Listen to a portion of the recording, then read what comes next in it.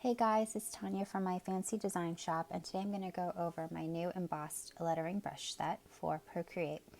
I'm going to go over the reason why I created it, as well as the different brushes. There are 8 in the pack, as you can see, and the color palette and some tip and tricks that I've learned as I've been practicing with it.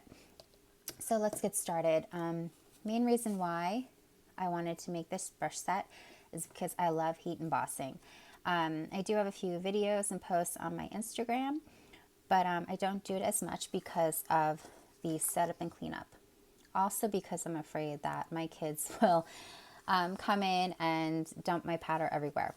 So this is one of the recent ones that I've done, Noel, and I did the two-tone. So it has the gold and the red glitter powder. I know it's really bad lighting, can't really see. But to get the correct texture, I did a swatch of the gold and imported that into Procreate. And I got this. So let me just make this a little bit bigger.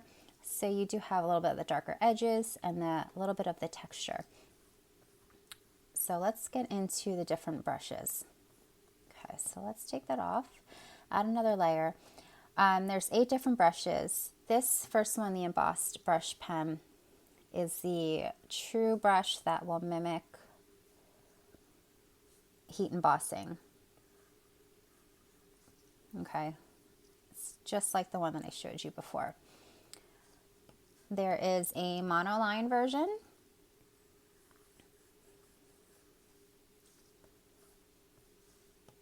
And then we also have one that's called the glitter embossed. This has a different texture. Let's do glitter. This is because, at least with the glitter embossing powder that I have, it has a little bit more of a grainy look.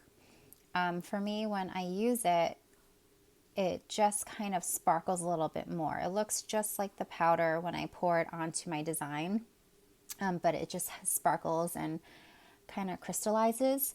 So that was the look that I was going for this brush.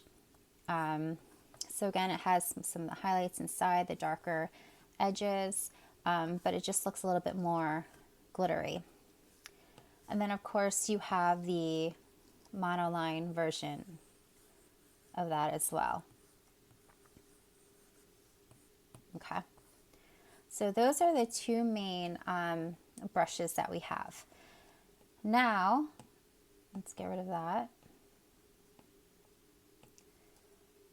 I made what I call the magician brushes. Now this is just for fun. If this is a look that you want to go for, of course it's not really going to mimic totally like blending with embossing powder, but it's just a fun brush. So what it does is, I'm going to grab the first one, Embossed Magician. It's actually going to change color with every stroke. Let's just do magic. So you see, every time I lift up my pencil, it's going to change color when I bring it back down. Okay, same thing with the monoline version, and then I have the glitter version of that. Again, every time I lift up my brush and I put it back down, it's going to change color. Now sometimes you'll see that you have like a little bit of the overlap. What you can do, if that does bother you, is letter in layers. See, sometimes you're not going to notice it as much, but see right there you do. So what you can do is add another layer,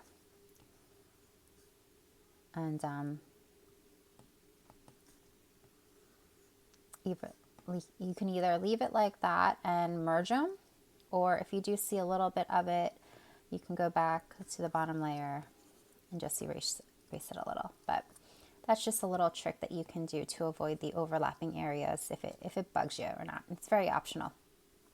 So that is with the magician brushes, which I thought it was a fun way to do it. Another thing I want to show you really quick is the color palette. The color palette here is just a stepping stone. You can play around with different colors. The trick to it though, to see the texture the best, is to go with the darker colors. So right now for this Let's grab the original brush. For this rose gold color, you'll see I'm working with this bottom one right here. If I wanted more of a gold, I would probably pick maybe that guy there. And you get the gold. Let me show you. If you pick a really light color, kind of ends up being more of an outline. So if you like that look, you can go with that, but you're going to lose some of the texture because the inside colors can be very, very light or white. So that was the only tip that I have with the color palette. Let's go back. We'll pick the pink. Another tip is blending. If you really want to blend your lettering, what you can do is you can pick any color, and let's go with the word blend to be easy.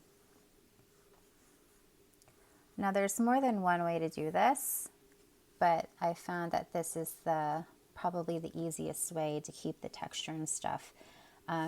So you want to letter your word, you make sure you pick a color, any color, it doesn't matter.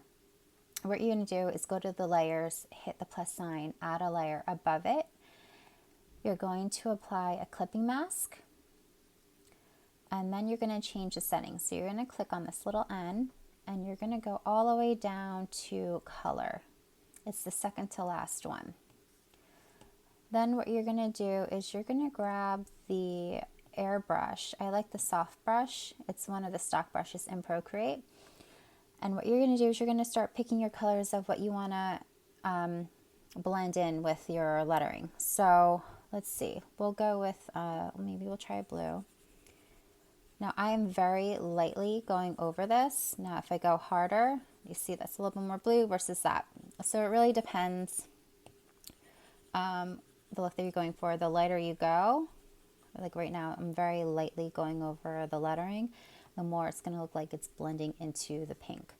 So this is just an easy way to change colors and stuff. Let's do a purple. Do purple on top. Okay.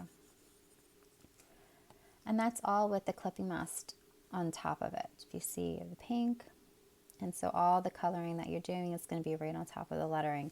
Another way is also to go up to the adjustments and go to hue, saturation, and brightness, and you can play around with these settings.